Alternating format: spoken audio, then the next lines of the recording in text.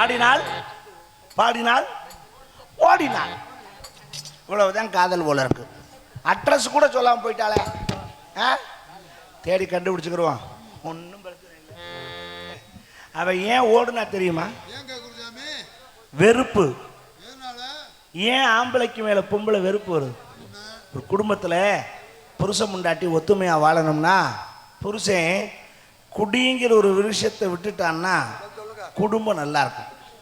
குடியும் குடித்தனமாக வாழ்டான்னு பெரியவன் சொன்னான்னா அதுக்கு என்ன காரணம்னா இந்த குடியை விட்டுட்டு குடித்தனமாக வாழணுமே தவிர குடியோடையே வாழ்ந்துக்கிட்டு தான் குடித்தனம் எப்படா பண்ணுறது?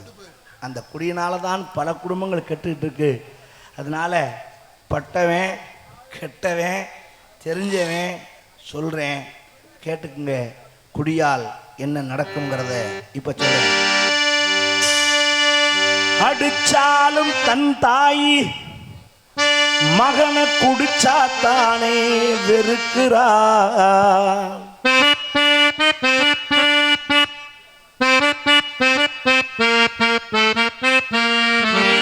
காலு நொண்டியானாலும் காப்பாத்தும் பொண்டாட்டி புருஷனை குடிச்சாத்தானே விட்டு விட்டு ஒதுக்குறா. இந்த உள்ளத தெரிஞ்சு உண்மைய புரிஞ்சு நடந்துக்கப்பா. குடிச்சா ஊருல நாட்டுல உனக்கு போதும் மதிப்பிருக்கா.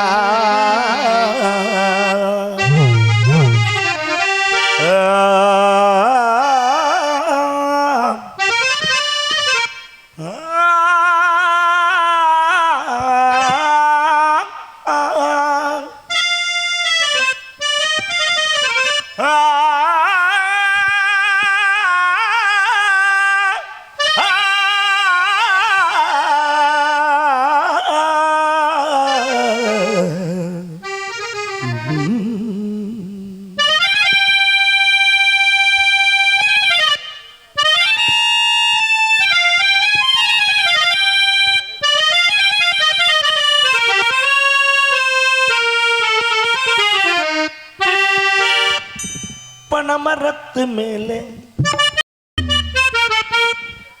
ஏறி பதனி இறக்க போறேன். பானை நிறைஞ்ச கீழே பாழா போகுதே.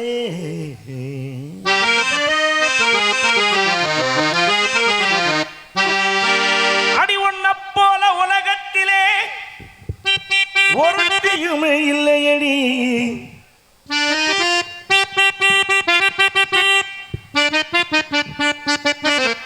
ஓடிவாடி என் ஜோடி எனக்கு ஒன்னே ஒண்ணு தாடி.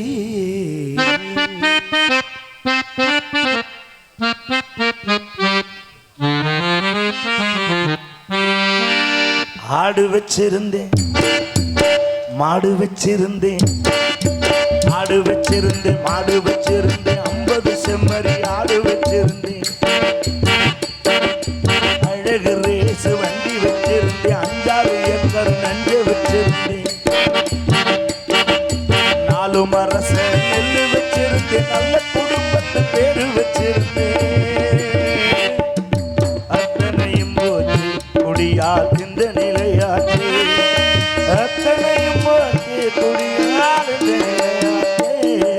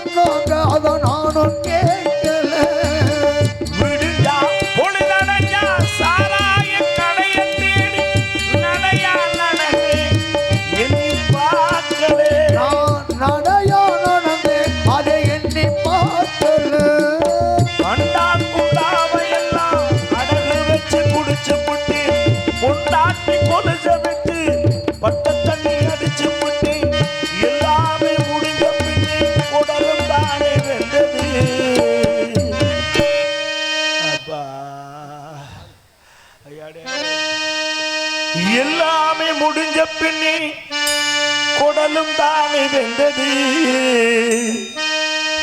கைகாலு நடுங்குது, தெருநாயி கூட சிரிக்குது.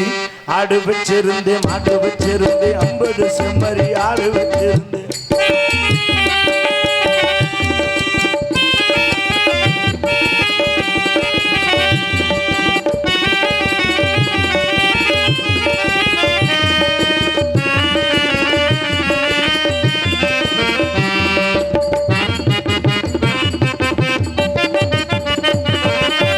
சுகமாயிருக்கும் சொர்க்கத்துக்கு போவோம்.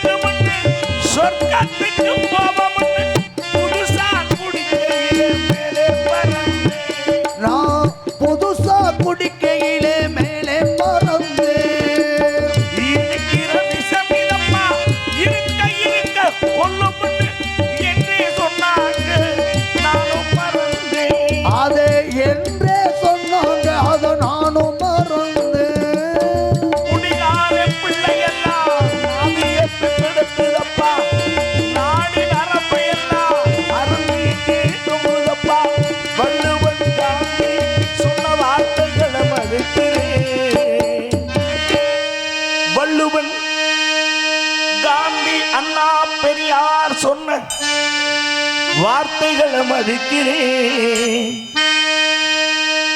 இனிமே யாரும் குடிக்க வேண்டாம்னு படிக்கிறேன். ஆடு வச்சிருந்தேன், மாடு வச்சிருந்தேன், 50 செம்மறி ஆடு வச்சிருந்தேன். அழகு வண்டி வச்சிருந்தேன், 5 6